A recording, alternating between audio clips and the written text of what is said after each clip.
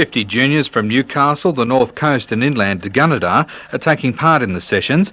Beside refining basic ball handling skills, coaches are also keeping an eye on the most talented players for selection in an elite development squad. With places up for grabs, the kids are trying everything to impress. And we try at lunchtime to have a break and they refuse to let us, so it's really good fun. One group is already receiving specialist tuition. Breakers goalie Clint Gosling is passing on tips to 10 prospective goalkeepers. And with ladies soccer increasing in popularity, naturally there are a few girls making sure the boys don't have it all their own way. At Wickham, Australia's leading badminton coach is correcting the techniques of the country's junior champions. They've travelled from all over New South Wales, Victoria and Canberra for the week-long camp under the guidance of Torres. I want to teach them how to win the games. That's the important thing. Torres, well, is there one secret that can win a game of badminton for you? Don't let people know your bad things, and then I think you can win the games. One of those paying particular attention today was 13-year-old Michael Arnott from Singleton. Officials say the youngster is destined for big things and is on the verge of major representative selection. Darren Curtis, NBN News.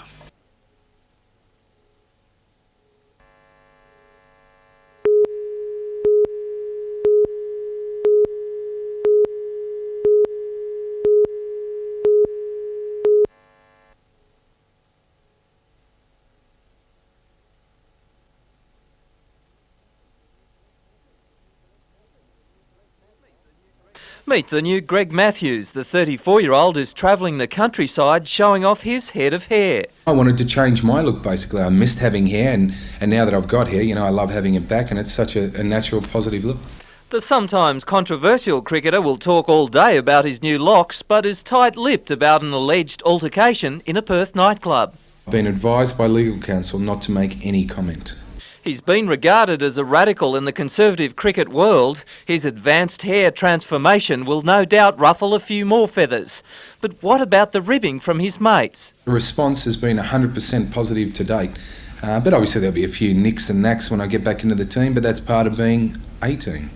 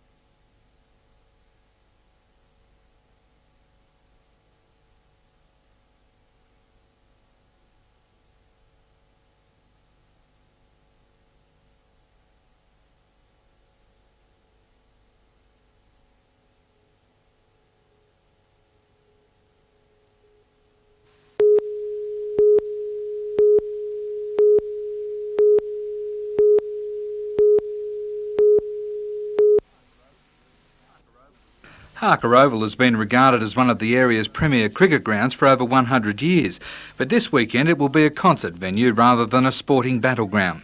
In mid-September, the area's Sports Ground Allocation Board decided Carnivale would go ahead at Harker and surrounding ovals. The Cricket Association fought the move, but they claim their protests have fallen on deaf ears. Today they abandoned all 4 grade games between Lambton and Southern Lakes set down for Saturday because they're now unable to find alternative venues. Well, we can't because all the ovals that are available for cricket are being used. The Allocation Board can't understand why the cricketers are so upset.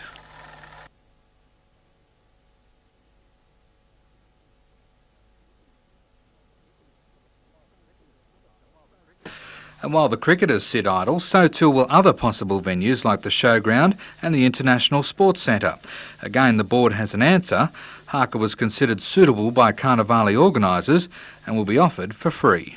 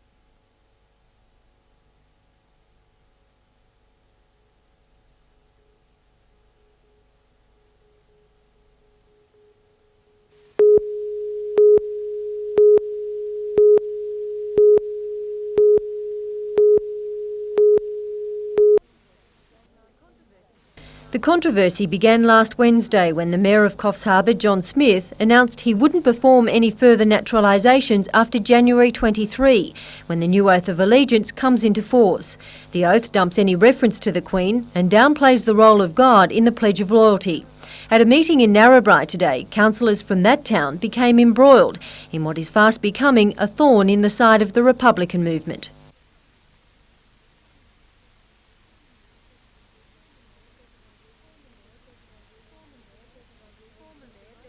Former Mayor Bevan O'Regan moved a motion that Council asked the Department of Immigration and Ethnic Affairs to leave the oath as it is until or if Australia becomes a republic. I believe now we are both godless and stateless, because the new citizenship oath doesn't demand that we support Almighty God, and it doesn't demand at all that we support the monarch.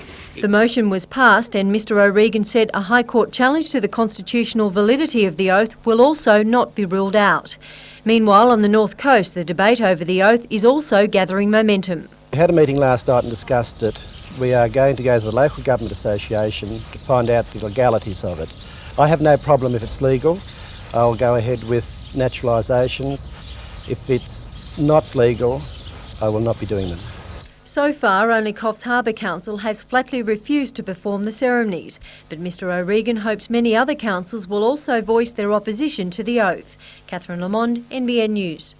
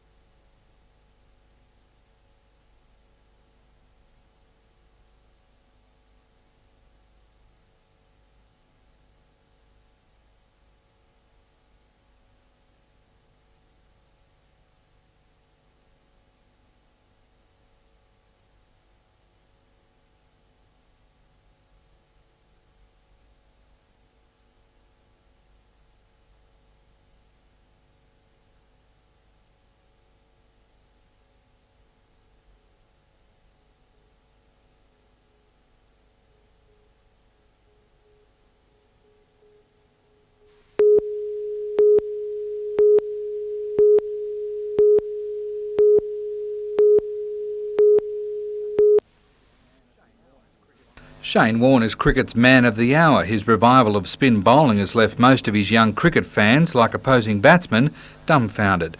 For hours they sit in front of the television studying his technique. He's everyone's hero, so of course you're going to try to do what he does. And that's what the majority wanted to learn at this week's coaching camp. The group couldn't be happier, rolling the ball backwards and forwards to each other for hours. But there's also another good reason why so many are taking up spin. Many of them who were medium pacers, not getting much of a go, they're now saying maybe if I can develop some control with these spinners, I'm going to get more of a bowl. And already some are showing a natural flair for the wrist flick. For instance, the squad I've got at the moment, we had 5 quality spinners with just a little bit of extra encouragement and exposure in the game, and that's where it falls back, I think, to the coaches and the captains of the team to give these fellas a go. They're going to be very, very good spin bowlers, there's no doubt at all. But while bowling attracts plenty of attention, the camp hasn't forgotten the basics. The days of specialist batsmen may be over, with the focus now shifting towards developing good all-rounders. For these youngsters, making the ball chase exciting and challenging is renewing their enthusiasm for the sport. Darren Curtis, NBN News.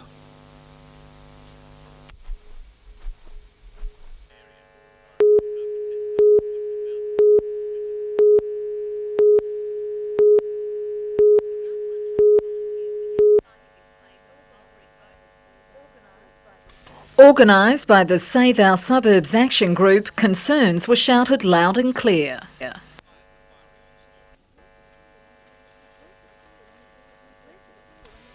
Residents are angry over a preferred route the government is considering to complete the F3 freeway for traffic heading north of Newcastle. Since last month, motorists have been travelling along the newest 19-kilometre section, but it could be a number of years before the entire project is finished. An environmental impact statement will determine one of 5 proposed routes connecting the F3 to the New England Highway at Branxton. The preferred option through the Kurri Kurri corridor extends the freeway near Seahampton, taking a number of houses in its path. We're stuck here, mate. We've got kids that are going to be running around with a triangle of highways all around us. It's not right, mate.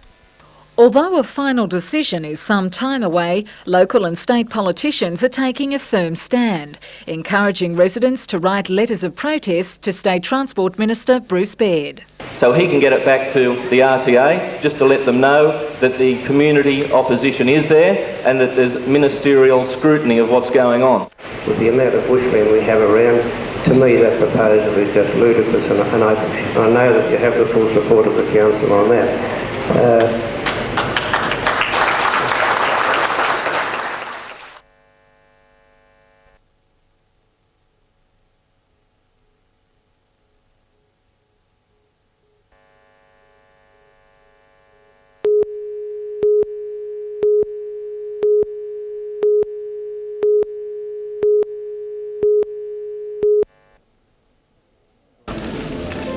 Well, I'm just looking around at the moment to find out. I'd like to go to Canada. Go to Europe on a Kentucky tour. I'd like to go back to Singapore again. For these hopeful travellers, the first point of call on their dream holiday was Jay's Travel Expo at the Newcastle Workers Club. Okay, so take these. Did you get that one? Yes, okay. Thanks very much. Anything and everything you wanted to know about domestic and overseas travel could be found, including some good advice. The cheapest isn't necessarily the best, but it can be for some people, but for other people they might want to be pampered a little bit, and I think that it's important that they see what's included in the price before they make a decision. There's fierce competition for the tourist dollar, a business worth billions of dollars a year. In the past few years, the travel industry has been severely affected by the downturn in Australia's economy, but current trends are showing signs of a healthy recovery. Especially with domestic airline deregulation, it's certainly changed people's perspective on, and also the prices, and made Australian resorts more accessible to people and better value. We hope that the trend's going to stay this way. By the people here today, I certainly hope so. 1994 may be a good year for us. We can only hope.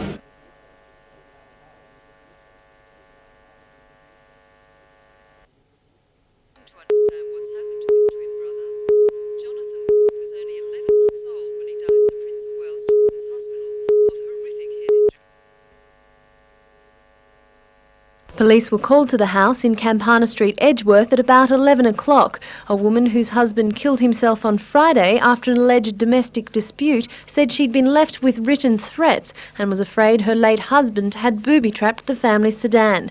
Police evacuated the stunned residents of 40 houses in the street. There is something in the vehicle and there is a fear of explosion at this stage.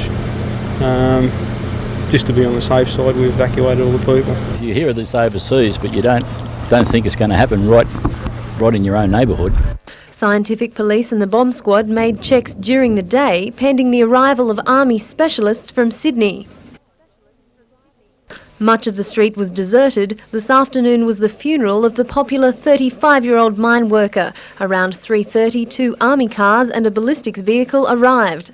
And obviously they've got to assess the situation, and we'll be advised accordingly. At this stage we're allowing no one else into the area. Late this afternoon, rain prevented the army from continuing to use the road to solve the situation. Tonight they're waiting for a break in the weather. Joanne Shoebridge, NBN News.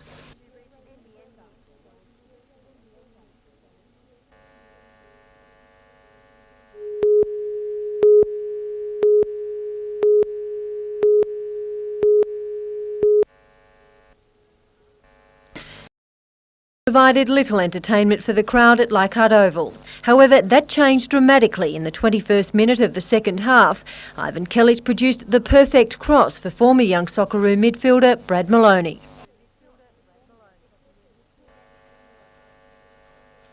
6 minutes later, Newcastle retaliated, midfielder Nick Meredith hammering one past Olympic keeper Mike Gibson from 30 metres out. Locked at 1-1, Olympic striker Ivan Kelic turned Olympic hero, sealing a 2-1 victory for Sydney, deflecting this Branko Milosevic cross past Breakers goalie Clint Gosling. Catherine Lamond, NBN News.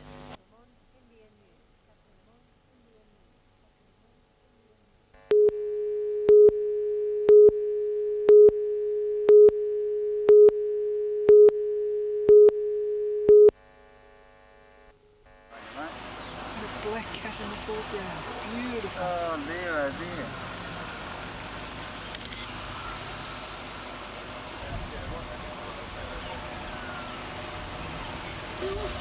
It's only a cup has nothing to do.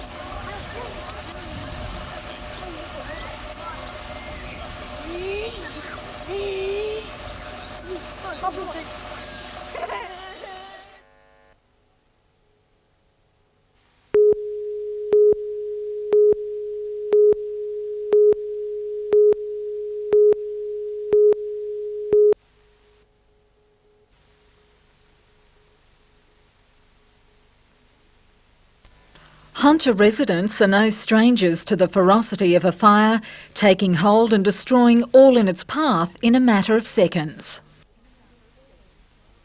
But lying below is a protective water supply network to meet a possible disaster, ensuring quick and easy access to help fight any blaze.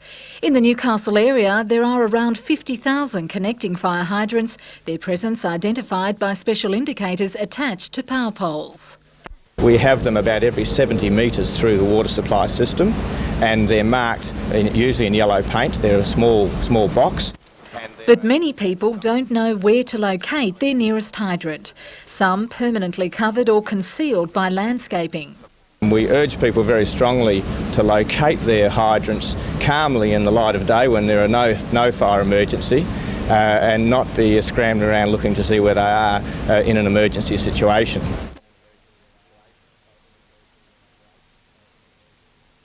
Another concern is the incorrect use of standpipes, causing breaks in water mains and interrupting supplies. The message is, find your hydrant, make sure you know where it is, and make sure it's accessible to the fire brigade at all times. And there's good news for those who use domestic water supplies to fight the recent fires. Hunter Water is offering rebates to affected customers. Melinda Smith, NBN News.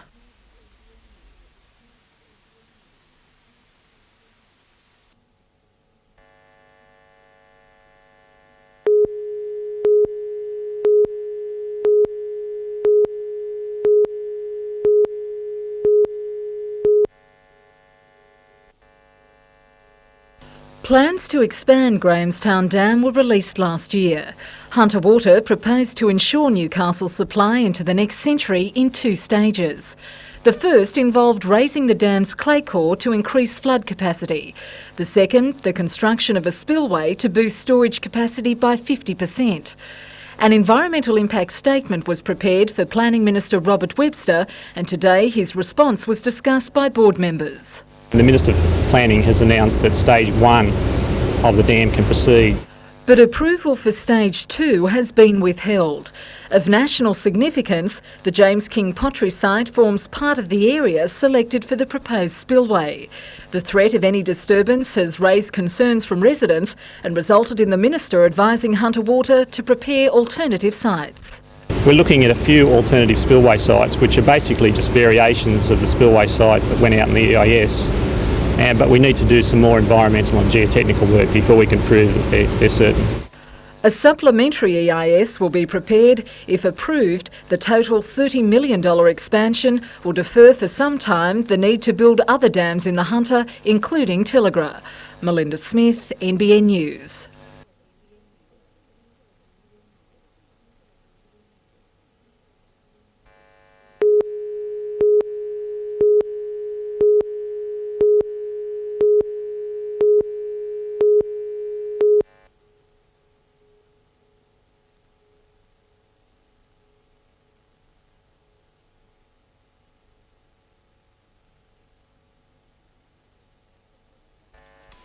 For stroke sufferers like Ruby, daily exercises with her speech pathologist will gradually help her to once again communicate with family and friends. In Australia, it's estimated 4% of the population needs some form of speech training, including children, accident victims or people with emotional disorders. We're responsible for diagnosing the problem, trying to assess what caused the problem, what's maintaining the problem, and then of course trying to do something about it. In what will be only the second training facility of its kind in the state and the first in a regional centre, Newcastle University is offering a degree in speech pathology.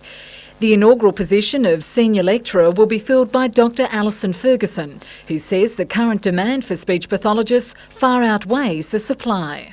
For children, virtually every centre would have a long waiting list before children can be seen. Often it may be, say, 6 months to a year before a child can be assessed, and it may be over a year before they can be seen for treatment.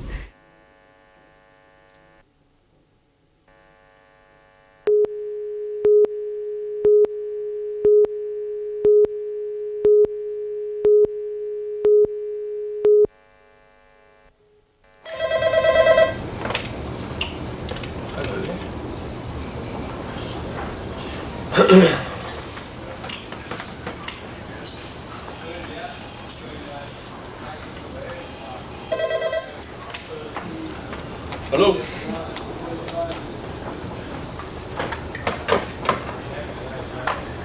Thanks for your call.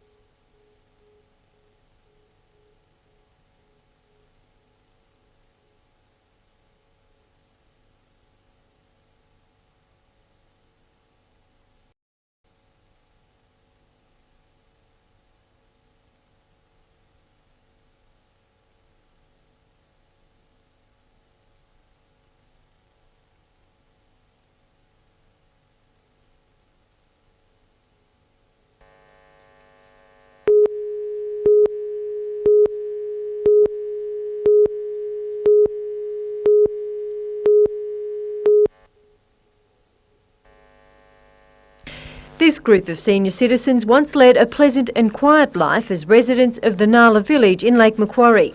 In March last year, they became the Nala Racket Makers.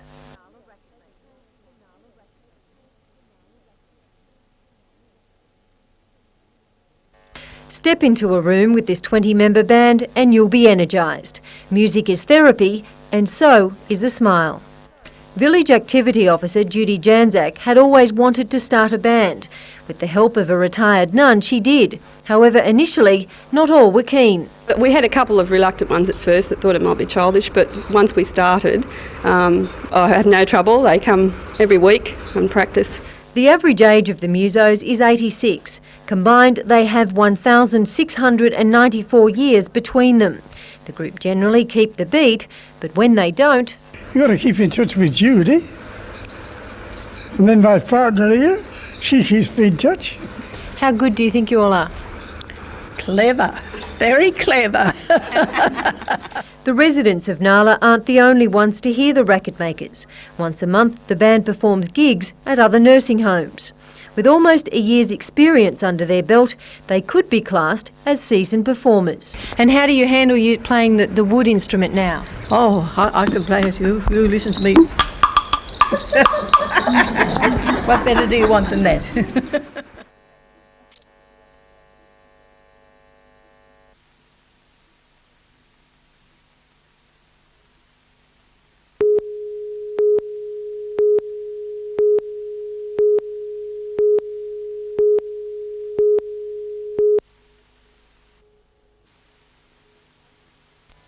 Only last month, Environment Minister Chris Hartcher poured fuel on the conservation fire when he declared 11 new wilderness areas across New South Wales. Still under consideration is the future of the Barrington Tops National Park. Conservationists are supporting the declaration of 63,000 hectares into wilderness if types of industry and recreation except bushwalking will be prohibited. Member for Maitland Peter Blackmore says of the 7,500 submissions received by the Minister, more than half were against the existing proposal. He says the message from his electorate is clear. Maitland plays a very key role in the re-election of government, and I think the wrong decision in this case could jeopardise this seat. Although time is running out, Mr Blackmore is waiting for the Minister's response to another proposal which he believes offers a perfect compromise.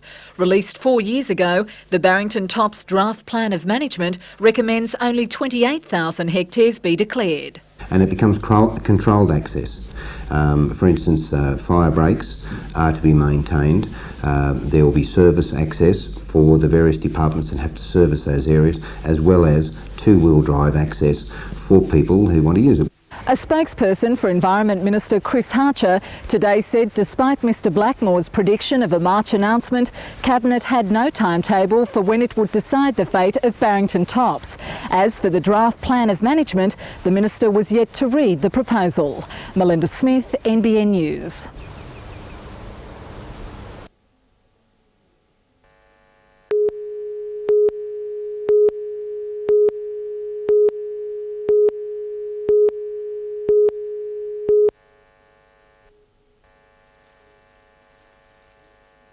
Swimming in the river is a popular pastime for students enjoying their school holiday break, but every year ambulance officers are called to drownings and accidents.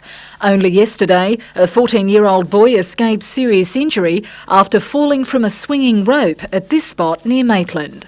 The young boy sustained a head injury, was concussed. We treated him as though he had a suspected spinal injury with a head injury. The boy is recovering, but upriver at the Melville Ford Bridge, others have not been so lucky. And one young fellow decided he'd swim under it following heavy rain. It was a good day the day he was here, but his head became stuck in mud that had built up on the other side. And with the force of the river and the speed he went under, his head actually became immersed in the mud and he unfortunately drowned before he could get himself out. There's a lot of things kids say, that looks all right to us. They don't understand currents, rips, how a sandbar can be there one day and not the next, and then suddenly it's a deep hole. They walk along straight in and they're away in the current and it could end up miles downstream.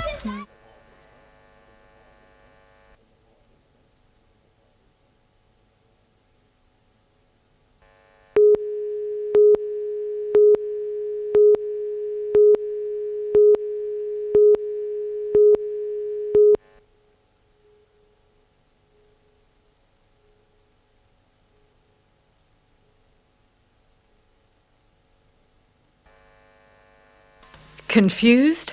Solving complex problems has become second nature to these Year 11 students. Well, this is a model of a platform in the ocean bed, and we put weights on it, which was the applied force of a cyclone. This is a radio control car. We've actually altered the transmitter so that instead of using levers, you use voice commands and whistle commands.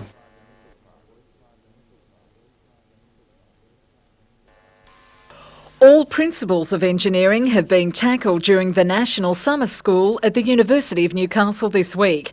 Some have been successful, others may need a little more work. And there are signs the once male-dominated field of engineering may soon be restructured. Nowadays in the workforce there's a lot more women getting into the engineering side of things, and so hopefully there'll probably be more women in the future. So you intend to be one of them? I hope so.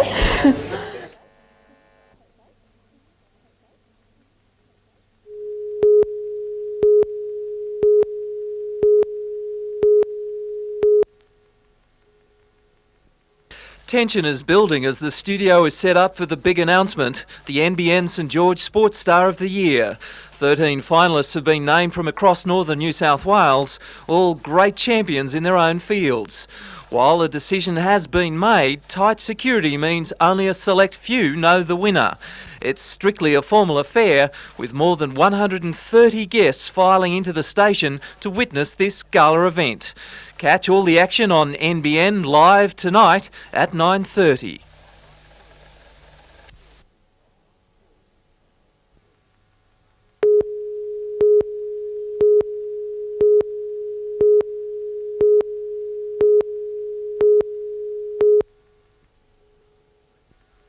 team started their game plan as normal and as if they didn't have a care in the world, but a 2-goal lead to West Adelaide by half-time brought out the hidden tensions. The Breakers had just as many opportunities as their competitors. The big difference was the goal defence. Warren Spink refused to give in and let Adelaide know the Breakers weren't done for yet. But then Neil Owens cancelled out the good work with a pass intended for the goalie that went horribly wrong. The bad news didn't stop there. Darren Stewart, Ralph Meyer and Neil Owens were all shown yellow cards. To cap it off, West Adelaide scored again. The final score a punishing 4-1 loss for the Breakers.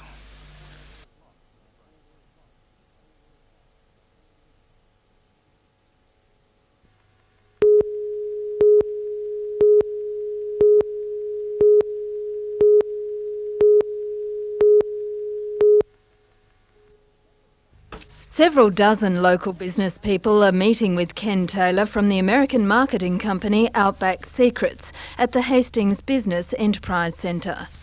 Basically, it will enable them to have an outlet to supply products which are uniquely Australian to the American market, and not only the American market but also the Canadian market. The American businessman has been travelling throughout Australia looking at products which could be exported. Most people in America don't really have a clue what products would be available to them through Australia. Marketing company based in Dallas, Texas, has distributors in the United States and Canada. Our company is called Outback Secrets, so we're trying to come up with things that the most Americans and Canadians are not aware of. It's particularly interested in promoting skincare and food. Something that would be unique. I think those are price effective. Those are the three issues. If you can put all that together, you've got a winner. Jane Anderson, NBN News.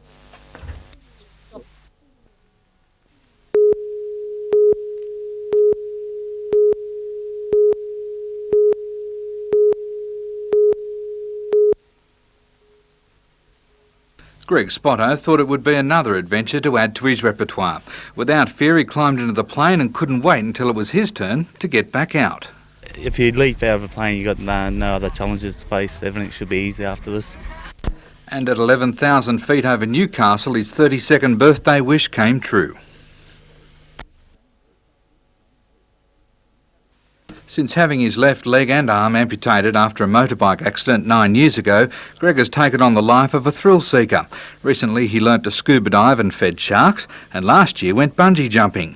His landing wasn't quite textbook, but he was feeling no pain. Oh, just breathless. That's the words for it. Just takes your breath away, you can't breathe, you're just flying. Greg insists other disabled people shouldn't be afraid to follow his lead. Leap to live, that's the best. You really have to get out there and experience. It's so easy to sit in a chair and do nothing, but I'd rather get out there and do it. Greg says it won't be long until he's preparing for another death-defying act, but at the moment he's not quite sure what it will be.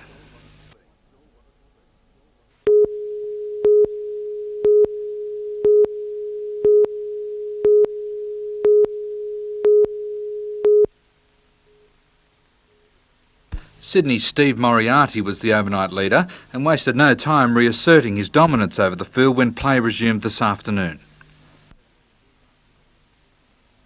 Queensland's Michael Scott played a topsy-turvy round, often finding the rough on approach shots, then failing to make an easy chip onto the green, but somehow saving par with a second attempt.